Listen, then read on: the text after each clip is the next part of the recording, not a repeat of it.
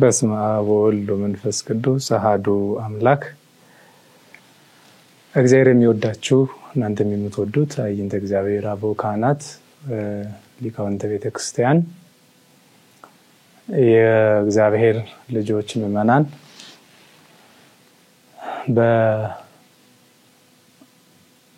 በተለያየ ዓለማት የምትኖሩ የቤተክርስቲያን ልጆች ሁላችሁም በልዑል እግዚአብሔር ስም እንደምን አላችሁ? እግዚአብሔር ስሙ ለዘላለም የተመሰገነ ይሁን። በዛሬው መርሃ ግብራችን አንድ የተጻፈች መጽሐፍ ስላለች እርሷን የተመለከተ ዳሰሳ ነው የምናደርገው። የመጽሐፉ ርዕስ እለትነብሩ ተንስኡ፣ የተቀመጣችሁ ተነሱ የሚል ሲሆን መጽሐፉ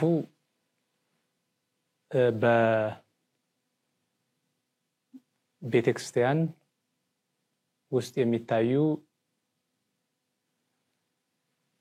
ተግዳሮቶችን የሚመለከት መጽሐፍ ነው። በተቻለ መጠን ተግዳሮቶችን ብቻ ሳይሆን የመፍትሄ ሐሳቦችንም የሚጠቁም መጽሐፍ ነው።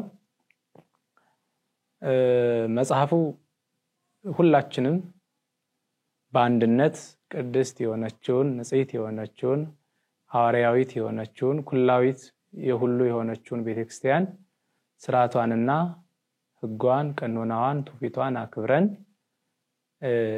እንድናስከብር ጠብቀን እንድናስጠብቅ የሚያሳስብ መጽሐፍ ነው። ርዕሱ እለትነብሩ፣ የተቀመጣችሁ ተነሱ የተባለበት ዋናው ምክንያት ከቤተክርስቲያን ሁልጊዜም የሚሰማ ድምጽ ነው። ይሄ ድምጽ ሁላችን እናውቀዋለን። የተቀመጣችሁ ተነሱ ብሎ ዲያቆኑ ከፍ ባለ ድምጽ በቅዳሴ ጊዜ የሚናገረው የሚያውጀው ቃል ነው። እንግዲህ በቅዳሴ ጊዜ ቅዳሴ የሚቀበሉት የሚቀድሱ የሚያስቀድሱ ሶስት ክፍሎች ናቸው። አንደኛው ካህን ነው፣ ሁለተኛው ዲያቆን ነው፣ ሶስተኛው ደግሞ ሕዝብ ነው።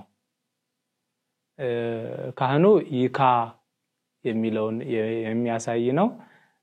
ይካ ማለት ይበል ካህን ማለት ነው።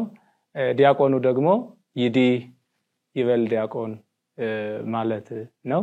ሕዝቡ ደግሞ ይህ ይላል። ይሄ በምህጻረ ቃል ሲሆን ይበሉ ሕዝብ ማለት ነው ማንና ሁሉም በቅዳሴ ጊዜ የራሱን ድርሻውን ተራውን ጠብቆ ካህናት በክህነታቸው፣ ዲያቆናት በዲቁናቸው፣ ምእመናን ደግሞ በጸሎታቸው የሚተጉበት ትልቅ የቤተክርስቲያን መጨረሻ መጀመሪያ ምስጢር ነው ቅዳሴ ማለት ነው። እና በዚህ ላይ ታዲያ ዲያቆኑ እለትነብሩ ተንስኡ፣ የተቀመጣችሁ ተነሱ ሲል ይሄንን የአብነት መምህራን የአንድምታ መተርጉማን ሲተረጉሙ በቅዳሴ ጊዜስ ከታመመ ከደከመ ከአረጋዊ በስተቀር የሚቀመጥ የለም፣ ከአራተ ዝንጋኤ በተዘክሮ ከአራተ ኃጢአት በንስሐ ተነሱ ማለት ነው ብለው ተርጉመውታል። ምክንያቱም በቅዳሴ ጊዜ ጤና ያለው መቆም እየቻለ መቀመጥ የተከለከለ ስለሆነ ማለት ነው።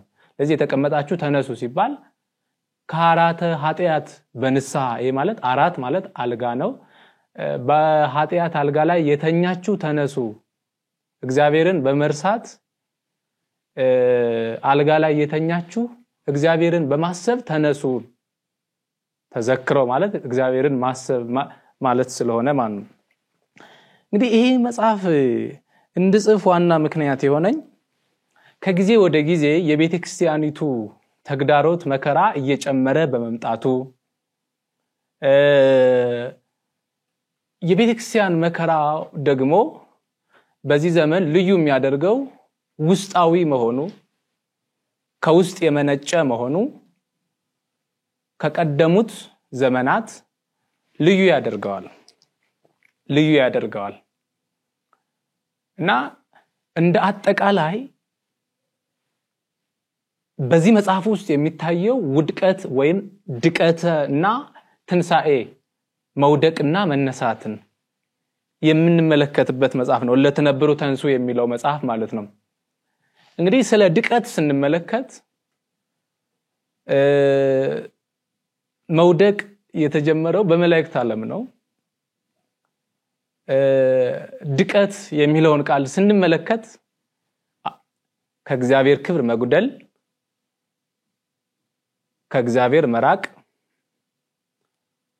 ከእግዚአብሔር መለየት፣ ከሕይወት ወደ ሞት መሸጋገር፣ ከንጽህና ወደ ጉስቁልና መተላለፍ ማለት ነው። ይሄንን የመጀመሪያውን ድቀት የጀመረው የሰው ልጅ ጠላት ዲያብሎስ ነው።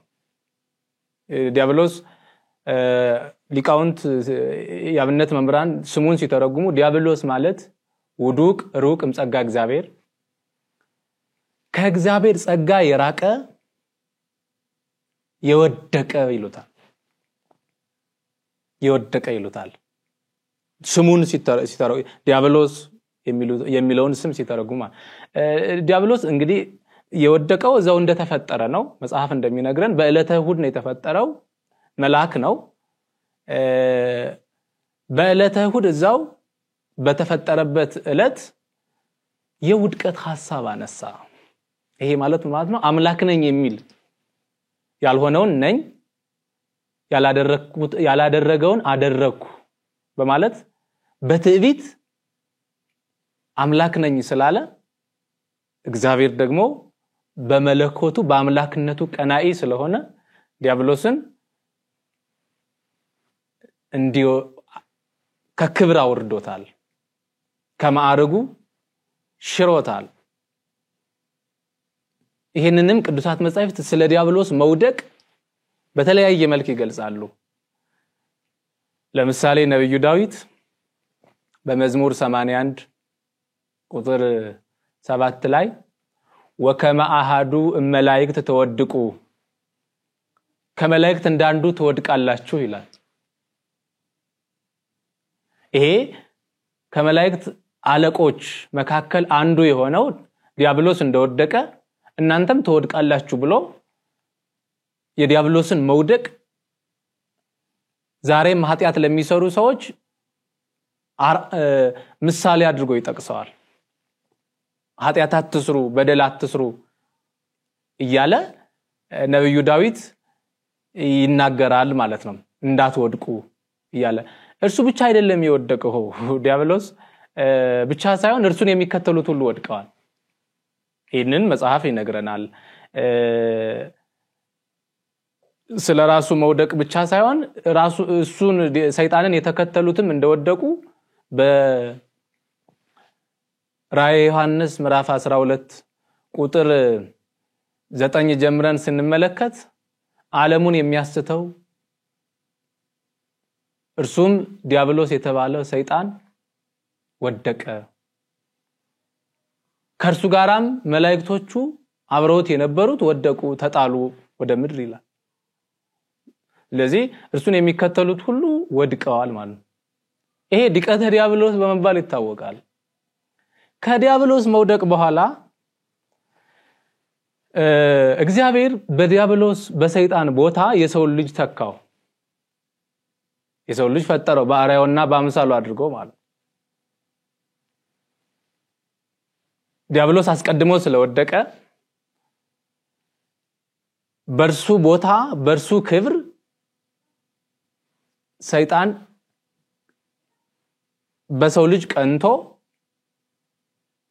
የሰው ልጅ ለመጣል እንዲወድቅ ለማድረግ ሁሉ ጊዜ ያስብ ነበር ስለዚህም ይሄንን ምኞቱን ለማስፈጸም ሁሉ ጊዜም እንደርሱ እንዲወድቅ ለማድረግ ብዙ ስራዎችን ብዙ የተንኮል ሂደቶችን ያደርግ ነበርና በዛ ሂደት መጨረሻ ተሳክቶለት የሰው ልጅ ከ7 አመት በገነት ቆይታ በኋላ የሰው ልጅ በገነት 7 አመት ከቆየ በኋላ የሰው ልጅ ወደቀ እንደ ሰይጣን የሚገርመው በጣም እዚህ ላይ ልናስተውለው የሚገባው ዲያብሎስ የወደቀበትም የአዳም የወደቀበትም አንድ ነው ዲያብሎስም አምላክ ነኝ ብሎ ነው የወደቀው የዲያብሎስ ፍትወት ደግሞ በሰው ላይ ስላደረ በአዳም ላይ ስላደረ አምላክ ልሁን የሚል ሐሳብ አሰበ ተመሳሳይ ሐሳብ ነው የጣላቸው እና የሰው ልጅ ከወደቀ በኋላ ብዙ በህይወቱ ላይ ለውጦች ታዩ ከውድቀት በኋላ ብዙ ለውጥ በሰው ልጅ ላይ ተከሰተ የማይፈራ የነበረው የሰው ልጅ ፈራ ብርሃን ልብስ ሆኖት የነበረው የሰው ልጅ ራቁቱን ሆኖ ተገኘ እና ከማፈሩ የተነሳም ሰውነቱን ለመሸፈን ከበለስ ቅጠል አንስቶ ሰውነቱ ላይ ያደረገ እግዚአብሔር የሰው ልጅ ከወደቀ በኋላ ድምጽ እያሰማ መጥቶ አዳም ወዴት ነህ ሲለው ድምጽህን ስለሰማው ፈራሁ አለው አስቀድሞ እግዚአብሔር ነግሮት ነበር እንዳትወድቅ በሰይጣን ተንኮል እንዳትታለል ከዚህ ጸበለስ አትብላ የሚል ነገር ለሰው ነግሮ ነበር ግን የሰው ልጅ አዳም የእግዚአብሔርን ቃል ባለመስማቱ ወደቀ ከዚህ በኋላ የሱ ልጆች ሁሉ የወደቁ ሆኑ ከእግዚአብሔር ክብር ጎደሉ ከጊዜ ወደ ጊዜ ኃጢያታቸው እየጨመረ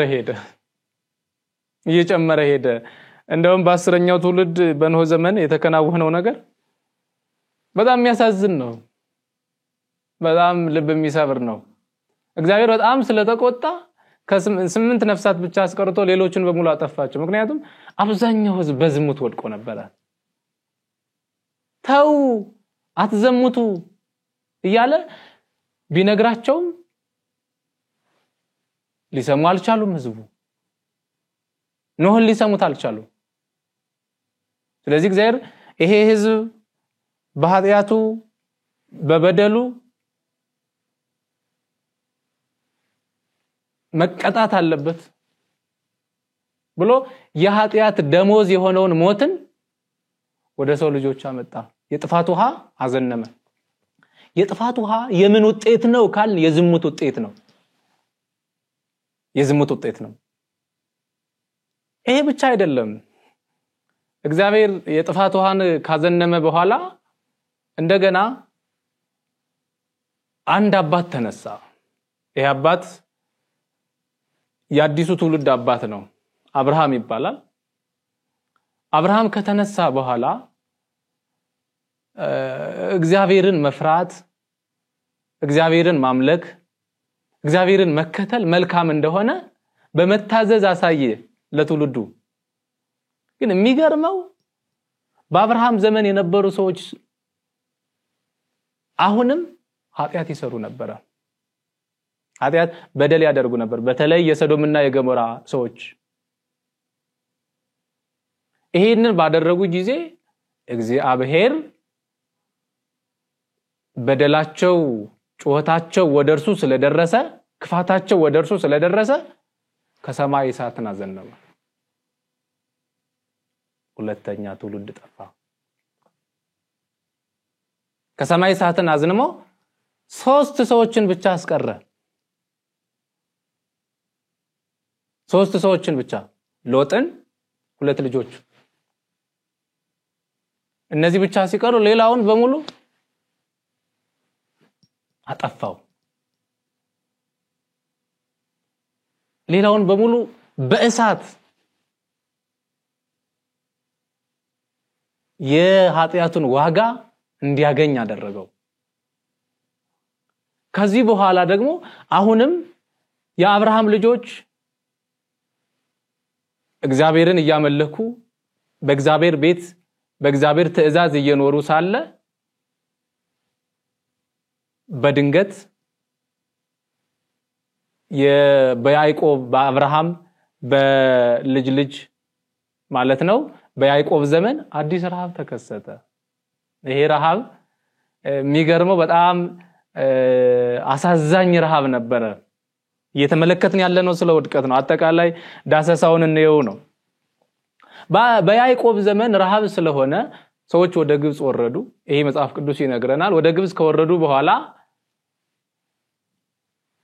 በግብጽ 215 ዓመት ቆዩ 215 ዓመት ቆይተው በእግዚአብሔር ቸርነት በሙሴ መሪነት በመላኩ ረዳትነት የግብጽ የኤርትራ ወይም የቀይ ባህርን ከፍለው የኤርትራን ባህር ከፍለው ተሻገሩ ከተሻገሩ በኋላ እግዚአብሔር ይሄ ህዝብ መራብ ስለሌለበት ያወጣው እርሱ ስለሆነ ከግብጽ ከሰማይ መና እንደ ዝናም ያዘነመ ከአለት ውሃ ያፈለቀ በአጠቃላይ የሚያስፈልጋቸውን ነገር ሁሉ ሰጣቸው መጽሐፍ ምን ይላል ወእያህጦም ዘፈቀዱ የወደዱትንም አላሳጣቸውም ይላል ይሄን ሁሉ ያደረገ ከመራቸው በኋላ አሜጎ ለእግዚአብሔር ወይ ቢሎ ይክለኑ እግዚአብሔር ሰሪያ ማይድ በገዳ እግዚአብሔርን አሙት ምን ብለው ነው ያሙት አሁን እግዚአብሔር ከዚህ ከቆላ ሳይሆን ከደጋ ላይ ውርጩን ያረጋ መና ወረድኩላችሁ ይለናል እንጂ ቆላ ታራሴቦን ይሄ ማለት ጽኑ በረሃማ መናም ማውረድ አይችልም ውሃም ከአለት ላይ ማፍለቅ አይችልም ብለው አሙት እግዚአብሔር ግን የሚታማ አምላክ አልነበረም ለእስራኤል የሚታማ አምላክ አልነበረም ይሁን እንጂ እግዚአብሔር ሙሴን በዚህ ከጠረጠሩኝ አውርዶም ቆላ ታራሴቦን ወደ ጽኑ በረሃ ወርዳቸው ብሎ ባዘዘው መሰረት ሙሴ ህዝቡን ወደ በረሃ ይዞት ወረደ ከዛ በኋላ ህዝቡ በበረሃ ኖረ በበረሃ እየኖረ ሳለ ምግብንም አልጎደለበትም የቀደመው ምግቡ ይሰጣው ነበር ከእግዚአብሔር ግን እግዚአብሔር አንድ መቅሰፍት ወደ ህዝቡ ላከ ተናዳፊ እባብ ወደ ህዝቡ ስለገባ ህዝቡን እየነደፈ ይገድላቸው ጀመረ ከዚህ በኋላ ህዝቡ ወደ እግዚአብሔር እንመለስ ከእግዚአብሔር በስተቀር የሚያድነን የለም አዳኛችን እሱ ነው ብለው ህዝቡ ወደ እግዚአብሔር እንመለስ ሙሴንም ጸልይልን አሉት ሙሴም ጸለየላቸው ከእግዚአብሔር ጋር አስታረቃቸው ይሄ ማለት ከውድቀታቸው ተነሱ ሰው ትልቁ ነገር የማይወድቅ የለም ግን ከውድቀት ለመነሳት ንስሐ መግባት አስፈላጊ ነው ማለት ነው እና ከዚህ በኋላ እግዚአብሔር ይመራቸው ነበር አሁንም ከነዓን ወይም መካከለኛው ምስራቅ ላይ ስላልደረሱ በተለያየ መንገድ መሪ ሲሞት መሪ እየተካ ካህን ሲሞት ካህን እየተካ ይመራቸው ነበርና ይሄ ሲወርድ ከኤሊ ደረሰ ኤሊ ማለት ክህነት ከምስፍና አንድ አድርጎ የያዘ ሰው ነው በዚህ ዘመን መጽሐፍ ቅዱስ እንደሚነግረን የመገናኛውን ድንኳን ያገለግሉ የነበሩ ካህናቱ እግዚአብሔርን አያውቁትም ነበር ግን የመገናኛውን ድንኳን ያገለግላሉ ያገለግሉ ነው ግን የሚያገለግሉትን እግዚአብሔርን አያውቁትም ውድቀት ይሄ ነው ታዲያ ህዝቡ ከጊዜ ወደ ጊዜ በጠላት እየተጠቃ ፍልስጤማውያን እየመጡ ሲያጠቁት በፍልስጤም በኢሎፍላውያን በመሳሰሉት ጎረቤት ሀገራት ይጠቃ ጀመረ። ከዛ አንዳንድ ሰዎች አረ ይሄ ነገር ምንድነው ብለው መጠየቅ ጀመሩ። ግን ያን ጊዜ የሚያዳምጥ አልነበረም።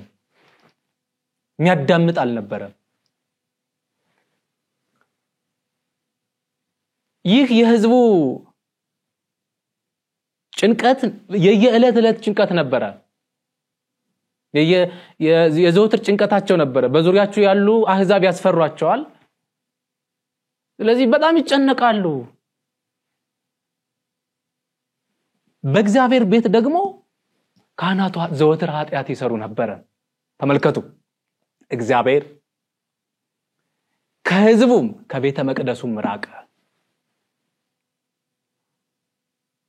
ስለዚህ ቢጸልዩ አይሰሙ፣ ቢያለቅሱ እግዚአብሔር ልቅሷቸውን አይሰማቸው።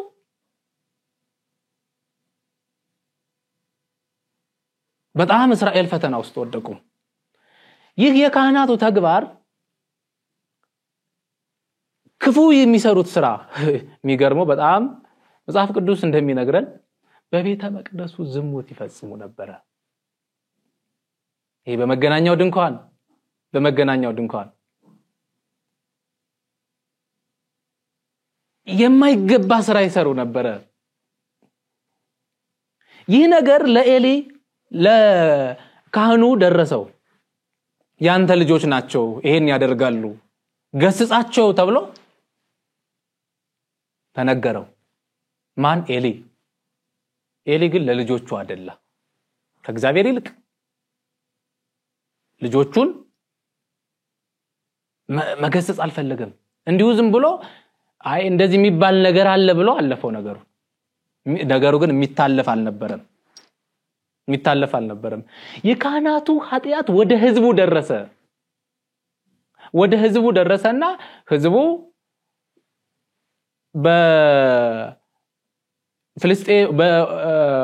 በኢሎፍላውያን በፍልስጤም ሰዎች ጥቃት እየደረሰበት ስለነበረ ሁሉም በአንድነት ወደ ጦር ሜዳ ዘመቱ። የሚገርመው ግን እግዚአብሔር ህዝቡን አሳልፎ ሰጠ። በማን ኃጢአት? በካህናቱ ኃጢአት፣ በህዝቡ ኃጢአት። ካህናቱ ብቻ አይደሉም የሰሩት፣ ህዝቡም በድሎ ነበረ። በዛ ከፍልስጤምና ከእስራኤል የሚደረገውን አላስፈላጊ መገዳደል ከእስራኤል በጣም ብዙ ሰው ወደቀ። እስራኤላውያን ድሮ አባቶቻችን ታቦተ ጽዮንን ይዘው ድል ያደርጉ ነበር። እኛም ታቦተ ጽዮንን ይዘን ድል ማድረግ አለብን። ስለዚህ ታቦተ ጽዮን ከመገናኛው ድንኳን መምጣት አለባት ብለው ሐሳብ አቀረቡ። ይሄ ሐሳባቸውም ተቀባይነት አገኘ። በታቦተ ጽዮን መሄድ የእግዚአብሔር ፈቃድ ነበር። ምክንያቱም ከመገናኛው ድንኳን ውስጥ ለሞት የሚፈልጋቸው ሁለት ካህናት ነበሩ፣ እንዲጠፉ የሚፈልጋቸው። ቢነገሩ አልሰማሉ። እነርሱ ወድቀው ህዝቡንም ጥለውታል።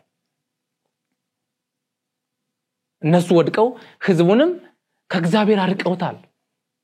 ስለዚህ እነዚህ ሰዎች ፊናስና አፍኒን መጥፋት ስለነበረባቸው ታቦተ ጽዮንን ተሸክመው እንዲሄዱ አደረጋቸው። የእግዚአብሔር ፈቃድ ነበር። እነርሱንም አጠፋቸው፣ ታቦተ ጽዮንም ተማረከች።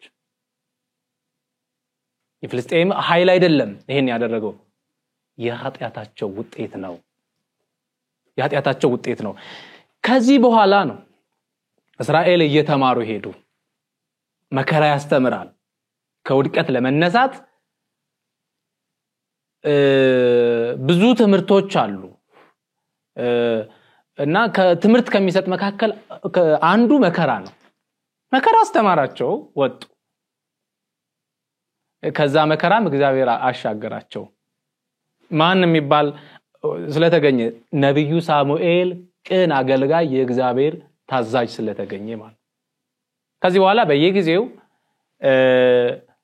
እስራኤል ሲበድሉ እግዚአብሔር ይቅር ሲላቸው ሲወድቁ ሲነሱ በመጨረሻው ዘመን የወደቀ ሰው ስለነበረ ለዚህ ሁሉ ውድቀት የዳረጋቸው የመጀመሪያው ሰው ውድቀት ነው የአዳም ውድቀት ስለነበረ እሱን ለማንሳት የእግዚአብሔር ልጅ መገለጥ ነበረበት የእግዚአብሔር ልጅ በስጋ ተገለጠ የወደቀውን ለማንሳት ማለት ነው ድቀተ ባህሪም ነበር የባህሪ መውደቅም ነበርና ያንን ለማንሳት የእግዚአብሔር ልጅ በስጋ ተገለጠ እንግዲህ የሰው ልጅ ሲፈጠር በሶስት ነገሮች ያሉት ነው የተፈጠረው ክህነት አለው መንግስት አለው ትንቢት አለው ይሄ ማለት የመጀመሪያው ሰው አዳም ነብይ ነው ካህን ነው ንጉስ ነው የእግዚአብሔር ልጅ ጌታችን አምላካችን መድኃኒታችን ኢየሱስ ክርስቶስ በተገለጠ ጊዜ በተዋህዶ ስጋን በመዋሃድ ክህነትንም ነብይነትንም እንደዚሁም ንጉስነትንም ገንዘብ አድርጓል በስጋው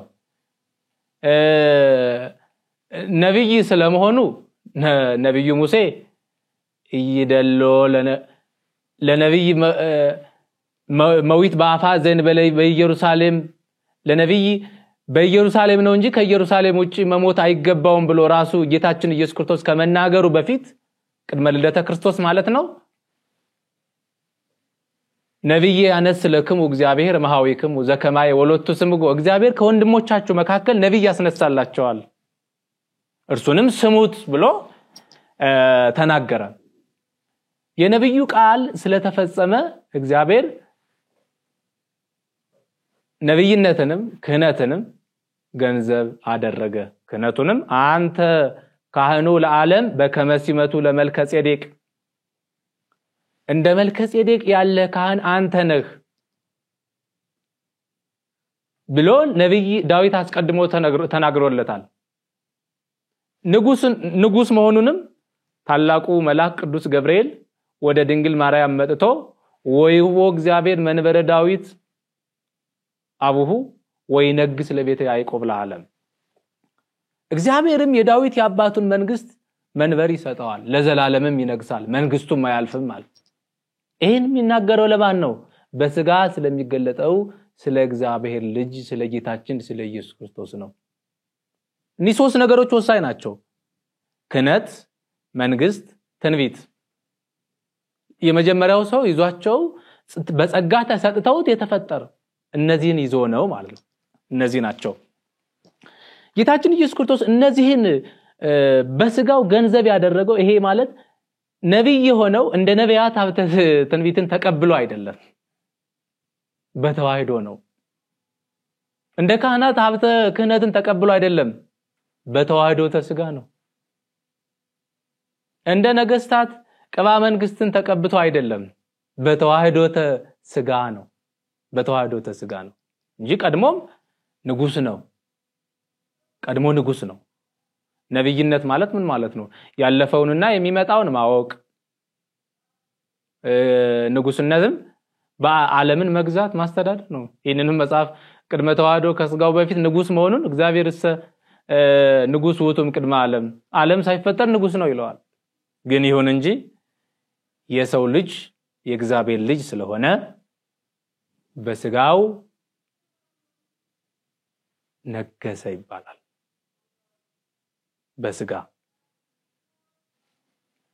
ይሄንን ክህነትንም መንግስትንም እንደዚሁም ነብይነትንም ገንዘብ ካደረገ በኋላ በተለይ የክህነቱን ስራ በሚገባ ለካህናት ምን ማድረግ እንዳለባቸው አሳያቸው ካህን ማለት ምን ማለት ነው ካህን ማለት አስታራቂ ማለት ነው የሚያስታርቅ ማለት ነው ጌታችን ኢየሱስ ክርስቶስም ሊቀ ካህናት ሆነ ይሄ ማለት ምን ማለት ነው የካህናትን ስራ ሰራ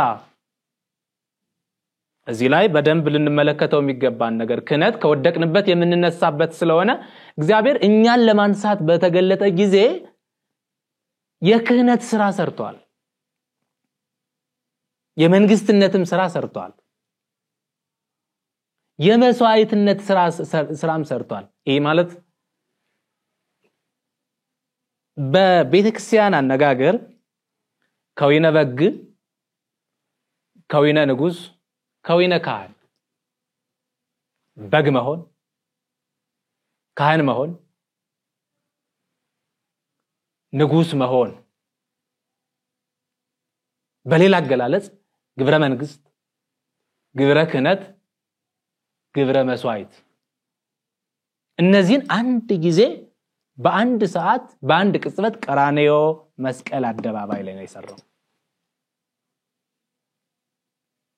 ለዚህ ነው ቤተክርስቲያን የክርስቶስን ካህንነት ስትናገር ካህንነቱን ብቻ አይደለም የምትናገረው ንጉስነቱንም እንዲሁም መስዋዕትነቱንም ለምሳሌ አንድ ነገር እንውሰድ በብሉይ ኪዳን አሮንን እንደምሳሌ እንውሰድ ካህን ነበረ አሮን የሚሰራው የክህነት ስራ ብቻ ነው ሌላ ምንም አይሰራም መስዋዕት መሆን አይችልም መስዋዕቱ ከርሱ ልዩ የሆነ በጉ ነው ንጉስ መሆን አይችልም ይሄ ማለት ጸሎቱን የሚቀበል መስዋዕቱን የሚቀበል ማለት ነው ጌታችን ግን የክህነት ስራ በሰራ ጊዜ የመንግስትን ማለትም ጸሎቱን የሚቀበል እንደዚሁም መስዋዕቱን የሚቀበል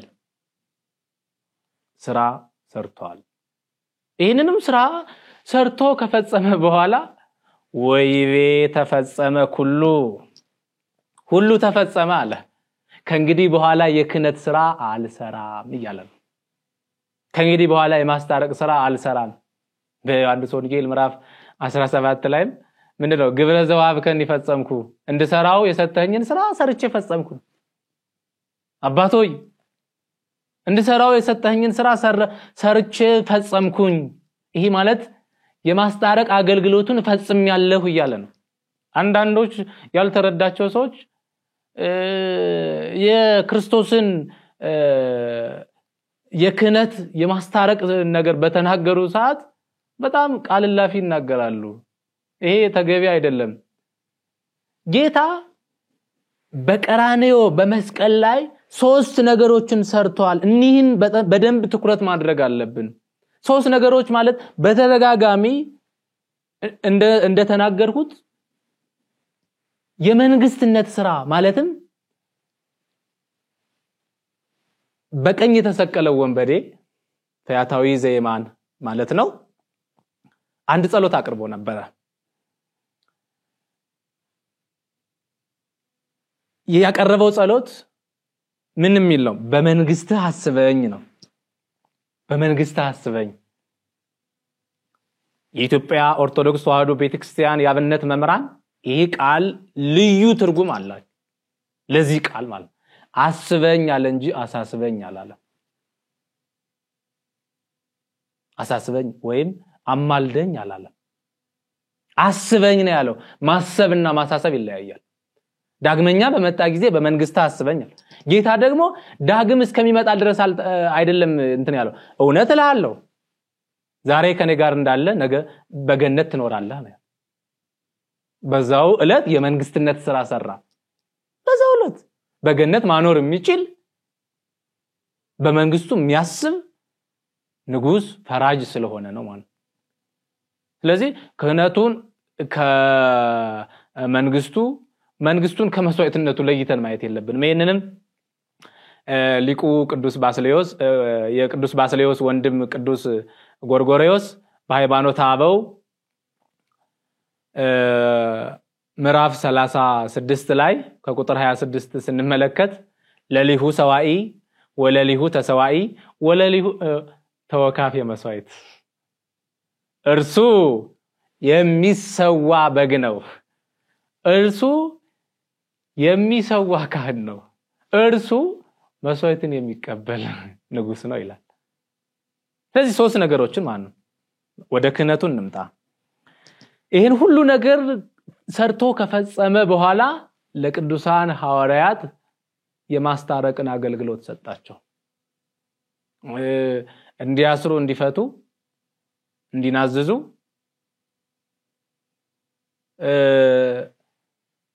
በምድር ያሰራችሁት በሰማይ የታሰረ ይሁን በምድር የፈታችሁት በሰማይ የተፈታ ይሁን ብሎ ቃል ገባላቸው ይሄ ማለት ስልጣነ ክህነቱን ሰጣቸው በመጨረሻም ሊያርግ ሲል አውጾ ማፋ እስከ ቢታንያ ተራራ ድረስ አወጣቸው ባረካቸው ወንዘ ይባርኮሙ ተራቆሙ እየባረካቸው የርቀት ያይደለ የርህቀት ከፍ ያለ ሄደ ደመናም ካይናቸው ሰወረችው አረገ ከዚህ በኋላ ነው ቤተክርስቲያንን እንዲጠብቁ ከስልጣነ ክህነትን ሰጣቸው ስልጣነ ክህነትን ከሰጣቸው በኋላም ሐዋርያት ጌታ እንዳሳያቸው ጌታ የዲቁና ስራ ሰርቷል ጌታ የቅስና ስራ ሰርቷል ጌታ የኤጲስቆጶስነት ስራ ሰርቷል አድርጎ አሳይቷል የዲቁና ስራ ማለት ምን ማለት ነው በቅዱስ ዮሐንስ ወንጌል ምዕራፍ 6 ላይ እንደምንመለከተው ለህዝብ ምግብ ማቅረብ ነው መለላክ ነው በሐዋርያት ስራ ምዕራፍ 6 ላይ እንመለከተዋለን 7 ላይ የተመረጡ ሰዎች ይሄንን ታሳቢ ተደርጎ ነው 7 ዲያቆናት የተመረጡት ማለት ምግብ ለመለላክ ለህዝቡ ለማቀብ ምግብ እንዲያቀርቡ ለማድረግ ነው ሐዋርያት መርጠው የሾሙትና ጌታ አበርክቶ 5 እንጀራ 2 ዓሣ አበርክቶ የዲቁና ስራ ሰርቷል ይሄ የዲቁና ስራ ነው ሌላው የቅስና ስራ ወይም የክህነት ስራ ማለት ህብስቱን ለውጦ ስጋ መለኮት ወይኑን ለውጦ ደመ መለኮት አድርጎ እነሆ ይሄ ለኃጢአት ስሬት የሚሆን የሚፈስ ደሜ ነው ብሎ ለቅዱሳን ሐዋርያት በምሴተ ሐሙስ ሰጣቸው ይሄ የክህነት ስራ ነው የክህነት ስራ ነው የኤጲስቆጶስነት ስራ መሾም ነው ይሄ ምንድነው አገልግሎቱ ቤተክርስቲያንን የሚያስቀጥሉ ዲያቆናትን ካህናትን መሾም ነው የኤጲስቆጶስ ማለት ኖላዊ ጠባቂ ማለት ነው እና ጌታችንም በቅዱሳን ሐዋርያት ላይ ወነፋ ውስጥ ተገጾሙ ነው የሚለው በፊታቸው ላይ እፍ ብሎ መንፈስ ቅዱስን አሳደረባቸው ይሄ ማለት ኤጲስቆጶስ ነው ከዚህ አንፃር ቤተክርስቲያን ከጌታ ያየችውን ከጌታ የተማረችውን ታደርጋለች ታከናውናለች ሐዋርያትም ከጌታ እንደተማሩ ካህናትን ይሾሙ ነበር ኤጲስቆጶሳትን ይሾሙ ነበር ዲያቆናትን ይሾሙ ነበር ግን ሲሾሙ መስፈርት የክህነት አሰጣጡ ሂደት ወሰን አድርገው ነው ይሰጡ የነበሩት ክህነት አንድ የተማረ የሚል በሚገባ የተማረ ትምህርቱን በሚገባ ተከታትሎ የፈጸመ ይሄ አንደኛው መስፈርት ነው ሁለተኛው ግብረገብ የሆነ ግብረገብነት ያለው ነው አሁን ይሄ መጽሐፍ ይሄን ለመጽሐፍ ያሳሰበኝም ያነሳሳኝም የተማሩና ግብረገብ የሆኑ ሰዎችን መሾም እንድንችል ነው በሐዋርያት ሥርዓትና ቀኑና መሰረት መመራት እንድንችል ነው የተማረ ሰው ይሾም ብለው ሐዋርያት ሥርዓት ሰሩ ግብረገብም ይሆነ በተለይ ትምህርት ብቻ ሳይሆን ግብረገብነት መልካም ስነ ምግባር ያለው ይሄንንም በሐዋርያት ቀጥለው የተነሱ ሊቃውንት ከፍለውታል መናፍቃን በበዙበት ዘመን የተማረ ሰው ይሾም ቤተክርስቲያንን ከመናፍቃን ሊከላከል የሚችል ከመናፍቃን የኑፋቄ ትምህርት ሊከላከል የሚችል ግብረገብ የሆነ ሰው ይሾም መናፍቃን አቅማቸው በተዳከመ ዘመን ግን ግብረገብ የሆነ መልካም ስነ ምግባር ያለው በመልካም ስነ ምግባሩ ህዝብን ሊጠቅም የሚችል ግን ሁለቱም ይለያያሉ ማለት አይደለም ለምሳሌ የተማረው ሰው መልካም ስራውን እየዋለ እያደረ ይሰራዋል ብለው ነው እንዲሁም ደግሞ ግብረ ገቡም ደግሞ እየዋለ እያደረ ትምህርቱን ይማራዋል በማለት ነው እንጂ ሁለቱም ይለያዩ ሆኖ አይደለም በሂደት ነገሮች ይሆናሉ ነው ይሄንን ስርዓት ሰርተው ሐዋርያት ካለፉ በኋላ ሊቃውንትም ሐዋርያት ተከትለው የተነሱ ሐዋርያውያን አበው እና ሊቃውንት ይሄን ስርዓት በሚገባ ተከታትለው በማስፈጸማቸው ቤተክርስቲያንን ጠብቀዋታል ክህነት ለቤተክርስቲያን ሁሉ ነገሯ ነው ብታጠምቅ በክህነት ብታቆርብ በክህነት ብታስታርቅ በክህነት ሁሉን ነገር ብታደርግ በክህነት ነው ያለ ክህነት በቤተክርስቲያን የሚፈጸም ምስጢር የለም ስለዚህ ክህነትን መጠበቅ ማለት ቤተክርስቲያንን መጠበቅ ማለት ነው በሌላ አነጋገር ክህነትን መጠበቅ ማለት ቤተክርስቲያን በዚህ መጽሐፍም ትኩረት የተሰጠው ይሄ ነው ስርዓቱን ህጉን አክብረው እንዲሾሙ የተደረጉ ካህናት ዲያቆናት ቤተክርስቲያንን ይጠብቃሉ ራሳቸውን ይጠብቃሉ ለሀገርም ይጠቅማሉ ያለ ስርዓትና ያለ ህግ የተሾሙ ግን ህዝብን ለብዝበዛ ቤተክርስቲያንን ለመለያየት ሀገርንም ለጉዳት አስተላልፈው ይሰጣሉ እና ከዚህ አንፃር ቤተክርስቲያን ክህነትን ሁሉ ጊዜም እንደ አይን ብሌል ተጠብቀዋለች ስለዚህም ብዙ አባቶቻችን ክህነትን በመጠበቃቸው ቤተክርስቲያንን አሁን ላለንበት ዘመን አድርሰዋታል ስለዚህ እያንዳንዳችን ክህነትን ሰጪዎች ጳጳሳት እምንቀበል ተቀባዮች ዲያቆናትም እንሁን ካህናት ክህነት የምንቀበል ካህናት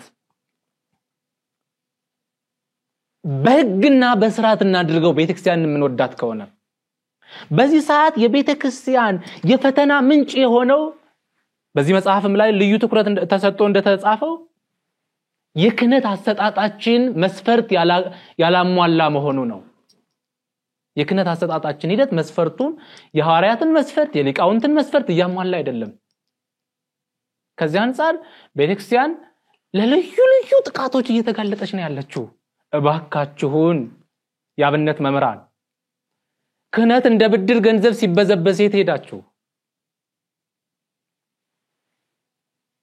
ጳጳሳትስ ለምንድነው ይሄ ነገር ለማይገባው ሰው ክህነት እየሰጣችሁ ቤተክርስቲያንን ለፈተና የምትዳርጉት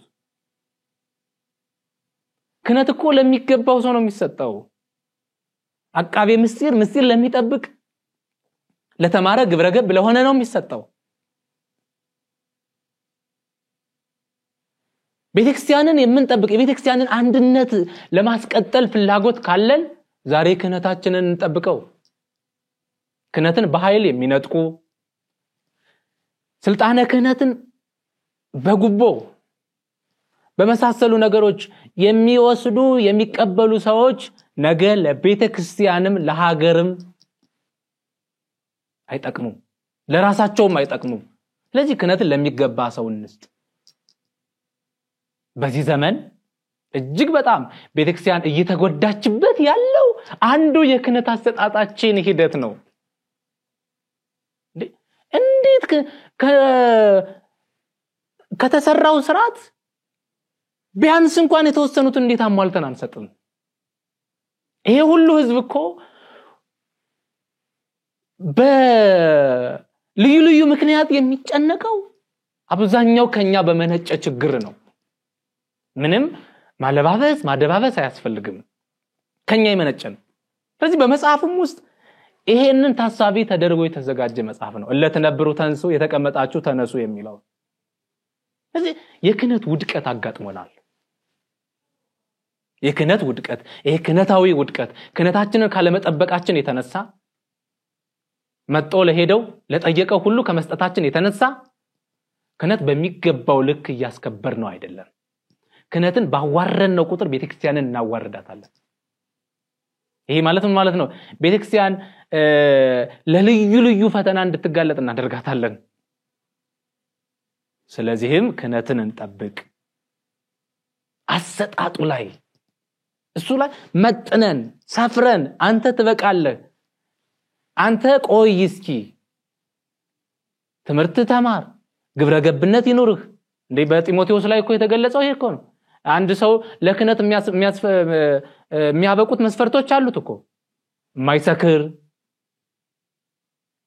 ሐሰት የማይናገር፣ ቃሉን የማይለዋውጥ፣ የሃይማኖትን ምስጢር የሚጠብቅ፣ ከንቱ ጥቅም ረብ የማይወድ ይለዋል ቅዱስ ጳውሎስ ለልጁ ጢሞቴዎስ በላከው መልእክቱ ማለት ለመንፈስ ልጁ ጢሞቴዎስ በላከው መልእክቱ። በአጠቃላይ ጢሞቴዎስን ስንመለከት እያንዳንዱ ሰው ምን አይነት መስፈርት ማሟላት እንዳለበት በግልጽ ይነግረናል ማለት።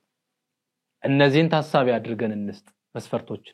ቤተክርስቲያንን ምንወዳት ከሆነ ቤተክርስቲያንን ምናከብር ነገ እንድትቀጥል ለነገው ትውልድ እንድትተላለፍ የምንፈልግ ከሆነ ማለት ነገው ቤተክርስቲያንን ይሄ እኛ ለሚመጣው ትውልድ ማስረከብ በአንድነቷ እንደተጠበቀ፣ ሉዓላዊነቷ እንደተጠበቀ፣ ክብሯ እንደተጠበቀ ለማስረከብ የምንፈልግ ከሆነ ክህነትን እንጠብቅ።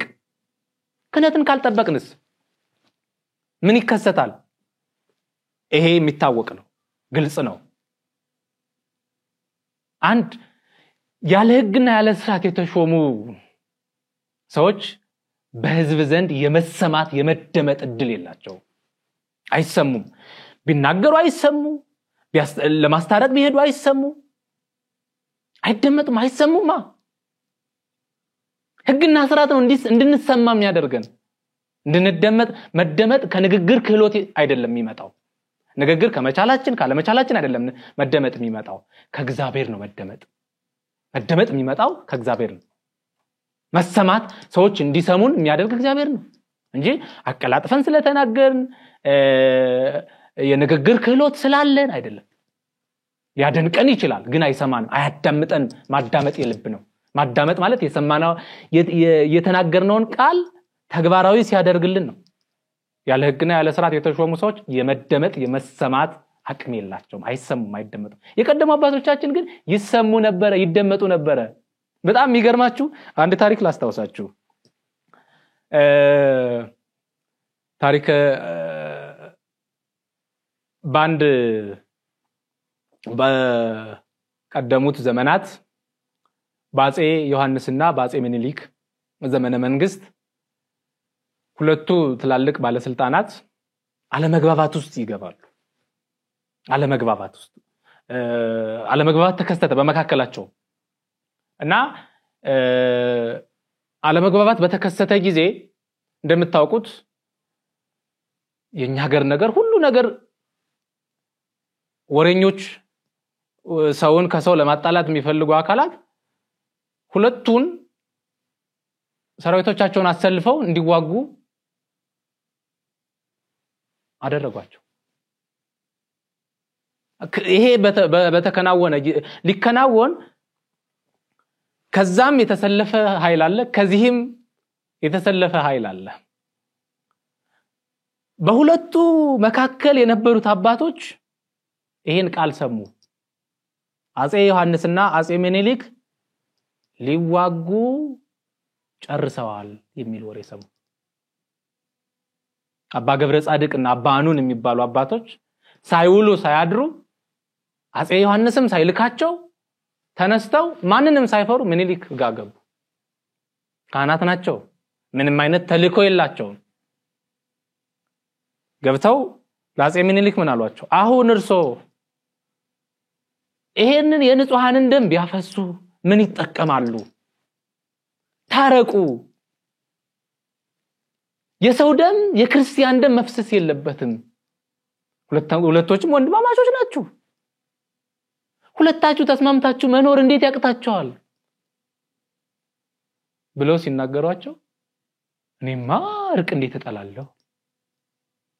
ከዚህ ደግሞ እንደገና ሌሎቹ ደግሞ ተነስተው ወደ አፄ ምኒልክ ሄዱ። አለቃ ምላት የሚባሉ ታላቅ አባት ናቸው። ሄዱና ለአፄ ዮሐንስ እርሶስ ለምን እንደዚህ ያደርጋሉ? የሚፈሰው የሰው ደም ነው፣ የከብት ደም አይደለም፣ የበግ ደም አይደለም፣ የሚፈሰው የሰው ደም ነው። እባካችሁ ይሄን ጦርነት አቁሙ አሏቸው። አፄ ዮሐንስም እሺ አቆማለሁ። በዚያም በኩል በሁለቱ በኩል ተሰልፈው ሊዋጉ የነበሩትን ሁለቱን ባለስልጣናት ሰራዊቶቻቸውን ሁሉ ከመዋጋት ከለከሏቸው፣ አስታረቋቸው። ይሄን የመሰማት ድል ያገኙት ከማን ነው? ከእግዚአብሔር። እንደ ውሃ ሊፈስ የነበረውን ደም ያስቆሙት የእግዚአብሔር ከነርሱ ጋር። እነዚህ አባቶች እኮ ጳጳስ አልነበሩ፣ ስም አልነበራቸውም። ሊቀ ሊቃውንት መጋቤ እንደዚህ የሚባል ስም አልነበራቸውም። ፈሪሃ እግዚአብሔር ግን በውስጣቸው ነበረ። ክህነታቸውን ይጠብቁ ነበር። የመሰማት ድል ነበራቸው። የመሰማት ጸጋ ነበራቸው። ይሰሙ ነበረ።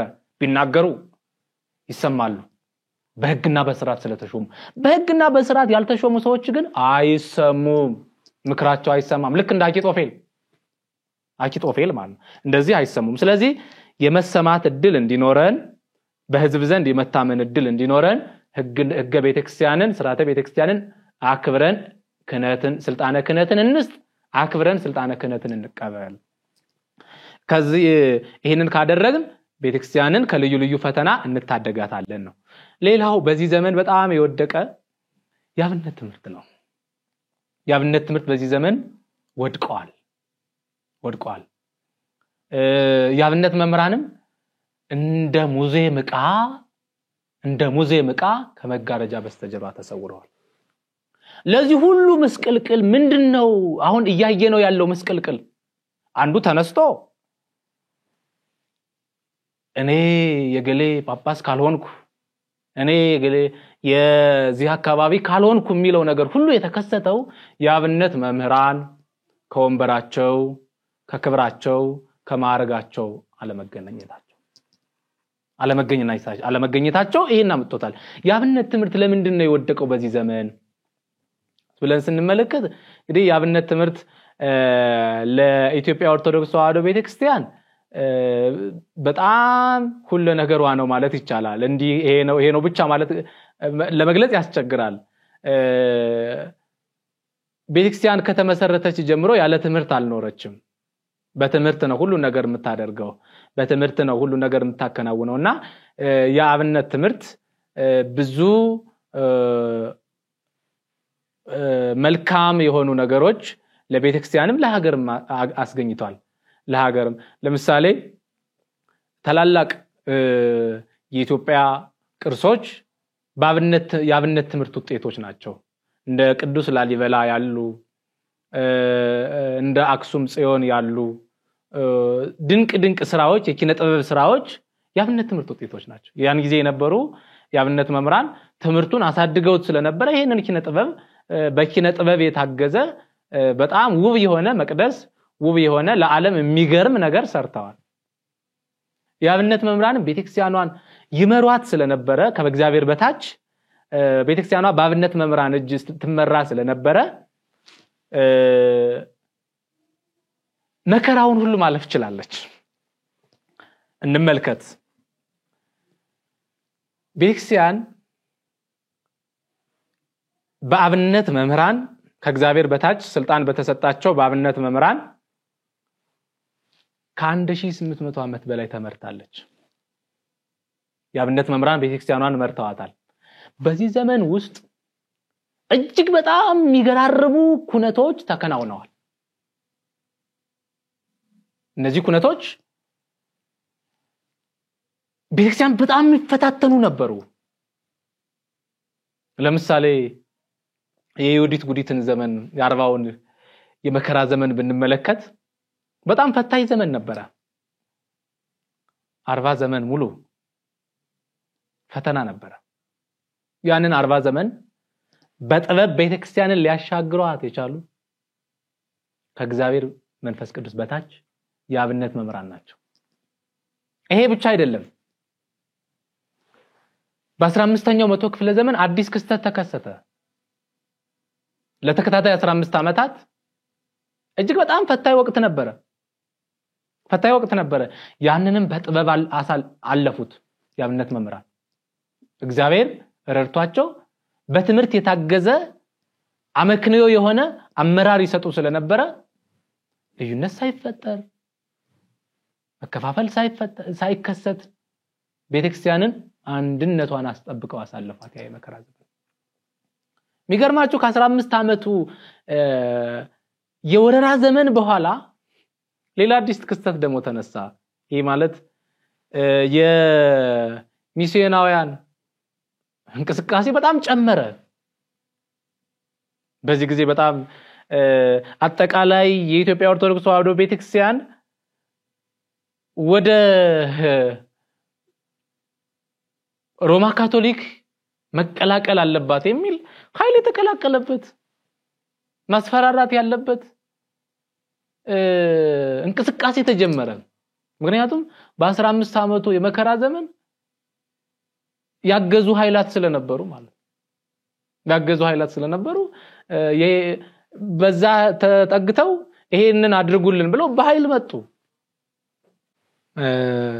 እና በጣም ብዙ አብዛኛው ትውልድ ተስፋ የቆረጠ ትውልድ አለ እና ለምንድነው ተስፋ የቆረጠው ብለን ስንመለከት ብዙ ተስፋ የሚያስቆርጡ የሚመስሉ ነገሮች አሉ እውነት ለመናገር ግን አሁን እየተናገርናቸው ያሉ ነገሮች ሁሉ ተስፋ የሚያስቆርጡ አይደሉም እንደውም ተስፋ የሚቀጥሉ ተስፋ የሚያለመልሙ ናቸው ምክንያቱም ተስፋ የምናደርገው እግዚአብሔርን ነው እንጂ ሌላውን ስላልሆነ ማለት እግዚአብሔርን ነው ተስፋ የምናደርገውና በተስፋችን ልንጸና ይገባል እንደውም አንድ ባለቅኔ ምንድነው ያሉት የተቆረጠ እንጨት እንኳን እንደገና መልሶ ይተካል እንዴት ሰው ከእንጨት ያንሳል ተቆረጠ እንጨት መልሶ ይለመልማል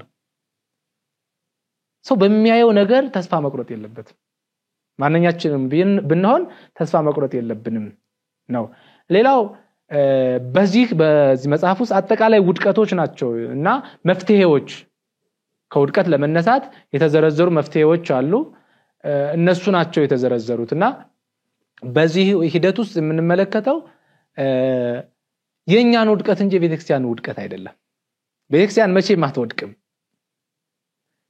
አትወድቅም ቤተክርስቲያን ወድቃም አታውቅም ምክንያቱም መሰረቷ ክርስቶስ ስለሆነ ቤተክርስቲያን ወደቀች ማለት በጣም ላልገባቸው ላልተረዳቸው ሰዎች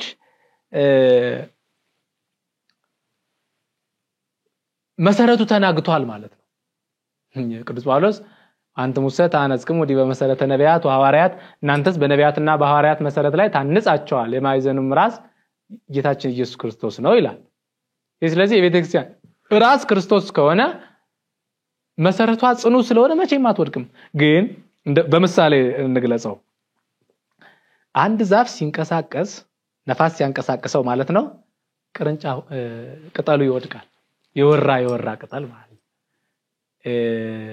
እና እሱ ይወድቃል አሁንም እየሆነ ያለው ይሄ ነው አሁንም እየሆነ ያለው ጽና ሃይማኖት የሌላቸው ሰዎች ቤተክርስቲያን ስትፈተን ሲያዩ ይሸሻሉ እንደዚህ አይነት ነገሮች ይኖራሉ እንጂ ቤተክርስቲያን ትናንትናም ዛሬም መቼም ለዘላለም በክርስቶስ መሰረትነት ላይ ጸንታ የምትኖር ናት እንጂ ስንኳን ልትወድቅ ማዕበሉ ጎርፉ አያነዋውጻትም ነው ጠቅለል ባለ መልኩ በዚህ መጽሐፍ ውስጥ የምንኩስና ስርዓትን የክህነት አሰጣጥ ሂደትን የአብነት ትምህርት ለቤተክርስቲያን እንዲጠቅም አድርጎ መስጠት ማስተማር እንደዚሁም ደግሞ የጋብቻ ስርዓት ማክበር ማስከበር ከቻል እንነሳለን ካለንበት አሁን ከሚታዩ ነገሮች በሃይማኖት አባቶች ላይ መታየት የሌለባቸው ነገሮች የታዩት የተከሰቱት እነዚህ ነገሮች በስርዓት ስላልተከበሩ ሌላ ምእመናንም ላይ የሚታይ ችግር አለ ለምሳሌ ምእመናን ላይ የሚታዩ ችግሮች ምንድናቸው የግለሰብ ተከታይ መሆን ለግለሰብ ጥብቅና መቆም ከቤተክርስቲያን ይልቅ አባገሌ መመርገሌ አይሰሳትም የሚል ጭፍን የሆነ መከተል ምንም ያለ ማገናዘብ ይከተል አጥማቂዎችን መከተል እንደዚህ ግሩፕ ፈጥሮ ግለሰቦችን መከተል ይሄ ራስንም ይጎዳል ለማንንም አይጠቅም ምመናን ማስተካከል ያለብን ይሄንን ነው ማንንም መከተል የለብን ምንከተለው እግዚአብሔርን ነው መጽሐፍ እንዳለን ወሊተሰተልዮ እግዚአብሔር ይሄ ይሰኒ ለኔስ እግዚአብሔርን መከተል ይሻለኛል እና እግዚአብሔርን እንከተል ሌላ ምመናን ላይ የሚታየው ነገር አድናቂ መሆን ማንንም አጠርንኩ ያለ ነው ለመደናነቅ አይደለም ወደ እግዚአብሔር መንግስት ለመግባት ነው እንደ ቅዱስ ጳውሎስ በዚህ በሐዋርያት ሥራ ላይ ምዕራፍ 13 ላይ እንደተገለጸው ተአምር ባደረገ ጊዜ አማልክት ተመሰሉ ሰባሁ ወረዱ አቤነ አማልክት ሰው መስለው ወደኛ ወረዱ ብለው ሰዎች አማልክት ብለው እሱንና በርናባስን በጠሯቸው ጊዜ ምንድነው ያለው ጳውሎስ እኛ አማልክት አይደለንም እኛ ልታደንቁ አይገባንም ማድነቅና መከተል ያለባችሁ ይሄንን ያደረገውን እግዚአብሔርን ነው ስለዚህ ሊደነቅ የሚገባው መንክር ግብር ስራ ድንቅ ነው እየተባለ ዘወትር ሊደነቅ የሚገባው እግዚአብሔር ነው እንጂ ማንንም አይደለም እና በጣም አድናቂ መሆን በቃ ማድነቅ ሁሉ ለእግዚአብሔር መንግስት አያበቃ ያደነቀ ሁሉ ወደ እግዚአብሔር መንግስት አይገባም ስለዚህ በህይወታችን እግዚአብሔርን እጹብ ድንቅ ይያል የእግዚአብሔርን ድንቅ ስራ ያመሰገን እንድንኖር እንጂ ግለሰቦችን ያደነቅን አንድ ቀን ስጋው ደሙ ሳንቀበል ንስሐ ሳንገባ ከእግዚአብሔር መንግስት እንገባለን ማለት ይሄ በጣም የተሳሳተ አመለካከት ነውና ምዕመናንም ግለሰቦችን አድናቂ ከመሆን የግለሰቦች ተከታይ ከመሆን ይልቅ እግዚአብሔርን ወደ ማድነቅ የእግዚአብሔርን ድንቅ ስራውን ወደ መመልከት እግዚአብሔርን ወደ ማየት እግዚአብሔርን ወደ መከተል ልንመለስ ይገባናል በጣም እየፈተነን ያለው ይሄ ስለሆነ ማለት ነው አንድ አጥማቂና አንድ ያብነት መምህር አንድ አይነት ተሰሚነት የላቸውም አንድ አይነት ተሰሚነት አጥማቂው በጣም የተሰማ ተሰሚነት አለው ይሄ ማለት በምድራዊነት ማለት ነው በምድራዊ ሐሳብ ይሰማል አባገለ እየተባለ በጣም ይደነቃል ይሰማል ያብነት መምህሩ ግን ቢናገር እንኳን ሌላ ተቃውሞ ነው የሚገጥመው ሁሉን በእግዚአብሔር ቃል እንመዝን ሁሉን መርምሩ የሚሻለውን ያዙ ተብሎ እንደተጻፈ ሁሉን እየመረመር የሚሻለውን ልናጸና ይገባናል ማለት ነው ስለዚህ ጠቅለል ባለ መልኩ ምዕመናንም ካህናትም ዲያቆናትም ጳጳሳትም አንዲት የሆነች ቤተክርስቲያን በተለይ በዚህ ዘመን እያንዣበበ ያለ ልዩነት የሚመስል ከዚህም ነገሮች አሉና በጸሎት በመትጋት በመጸለይ እንዲሁም ወደ እግዚአብሔር በመመለስ ንስሐ በመግባት የቤተክርስቲያንን አንድነት እግዚአብሔር እንዲያጸናልን ሁሉ ጊዜም ሳንታክት ሳንደክም ሳንዝል በመለመን ልናከናውን ይገባል ጸሎታችንን ልንፈጽም ልናደርግ ይገባናል በዚህ አጋጣሚ ሁላችንም ለአብነት ትምህርት ትኩረት ከሰጠን ትንሳያችን ሩቅ አይሆንም ቅርብ ነው የሚሆነው በዚያም የሚታዩ ነገሮች በአራቱ ማዕዘን የሚታዩ ነገሮች ሁሉ ረገብ ይላሉ ይሄ የሚሆነው ሁላችንም ከስሜታዊነት ወጥተን መንፈሳዊ ስንሆን ሁሉንም በመንፈሳዊ መነጽር ማየት ስንችል ስጋዊነትን ወይም የስጋን ሐሳብ ስናርቅ እግዚአብሔር ይረዳናል ስለዚህ በተቻለ መጠን የእግዚአብሔርን ሕግ እንፈጽም የእግዚአብሔርን ትእዛዝ እናክብር ሁላችንም ወደ እግዚአብሔር መንግስት ለመግባት እናስብ እንኑር ስለ እግዚአብሔር መንግስት እንዘን እናልቅስ ሊያስለቅሰን የሚገባው ወደ እግዚአብሔር መንግስት እንዴት እገባለሁ ብለን ስለ ኃጢያታችን ስለ በደላችን ማልቀስ ነው ያለብን ጥንቃቄ አድርገን የቤተክርስቲያንን ሕግና ሥርዓት አክብረን ብናስከብር ቤተክርስቲያንም እኛም እንደዚሁ ክብር እናገኛለን ቤተክርስቲያን ከኛም ታገኘው ክብር የለም ከእግዚአብሔር ግን ክብር ታገኛለች ቤተክርስቲያን ማለት ምዕመናን በምድርም በሰማይም ያሉ ምዕመናን ናቸውና ሌላው ህንጻ ቤተክርስቲያኑ ነው የምዕመናን አንድነት ነው ስለዚህ በተቻለ መጠን ስለ አንዲት ቤተክርስቲያን ትንሳኤ ስለ አንዲት ቤተክርስቲያን ህብረት ስለ ምዕመናን የሃይማኖት መጽናት በምዕመናን ላይ የሚታዩ ነገሮች ከአንዱ ከቤተክርስቲያን ሸሽቶ ወደ ሌላ መሄድ በእምነት አለመጽናት እነዚህ ነገሮችን በትምህርት ማገዝ ይኖርብናል። ይሄ ማለት ትምህርት ያለው ሰው ማንም ሊያሳስተው አይችልምና እግዚአብሔር ሁላችንንም ከተቀመጥንበት እንድንነሳ ከወደቅንበትም ተነስተን እግዚአብሔርን እንድናመሰግን የእርሱ ቅዱስ ፈቃድ ይሁንልን። ለተነብሩ ተንሱ የሚለው መጽሐፍ በሁሉም የመሸጫ ሱቆች ስለሚገኝ ሁላችሁም እየገዛችሁ ብትጠቀሙ ለቤተክርስቲያን አንድነት መልካም ሐሳብ ታገኙበታላችሁ ማለት ፈልጋለሁ። ወስብሐት ለእግዚአብሔር ወለወላዲቱ ድንግል ወለመስቀሉ ክቡር። ይቆየን።